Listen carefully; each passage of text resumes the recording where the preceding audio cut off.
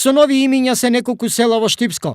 Скандалозната промена е од пред 2 дена, откако се поставени новите патокази на патниот правец Штип-Радовиш. Поради необјасними причини, настрадаа вековните имења на селата Долани, Горачино и Чифлик. Наместо познатото село на револуционери Долани, тоа веќе се представува како Долами, што го представува и овој патоказ кој што е тука во непосредна близина на селото, што од страна на експертите е голем лексички, културолошки, но и историски пропуст. Тоа не треба да се стави таква табла сега, таа да треба да се стои однапред што си беше табла. Мора сега лични карти не ќе мене или друго јас. Сите го мене Долани, не стоја Долами. Да. Нема.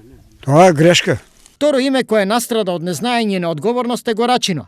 За оние кои ги собрале парите од тендерот, тоа е Гурачино. На изглед мала, но во основа голема грешка е направена и со името на селото Чифлик, кое на латинскиот транскрипт е напишано како Цифлик.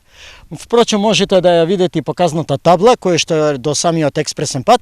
И овде исто така не се почитувани ниту јазичните норми, ниту пак стандардите за меѓунареден транскрипт. Зошто овие можеби мали грешки се толку важни? Комплетно ја менува сликата за нашата општина. Кажав прво од аспект на писменост, од аспект на тоа што се со една буква се менува целото име. Значи имаме промена на име што ствара дилема кај луѓето. Името Долани има своја етимолошко значење кое е старо исто колку и селото. Тоа е влезено во сите легенди, приказни, но и историски документи. Затоа на луѓето кои се од ова село воопшто не им е сеедно, па макар да се работи за обична грешка. Доколку вака поставените патокази останат и понатаму, огромна е можноста постепено новите имиња да се одомакинат како нови топоними. Ова автоматски ќе значи и промена на историјата од овој дел на Штипскиот регион.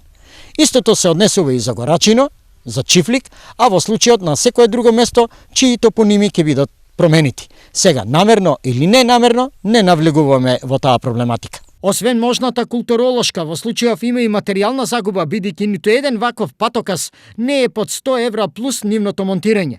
Сега, очигледно, таа штета ќе биде двојно поголема, зашто ќе треба демонтирање и повторно монтирање на нови патокази.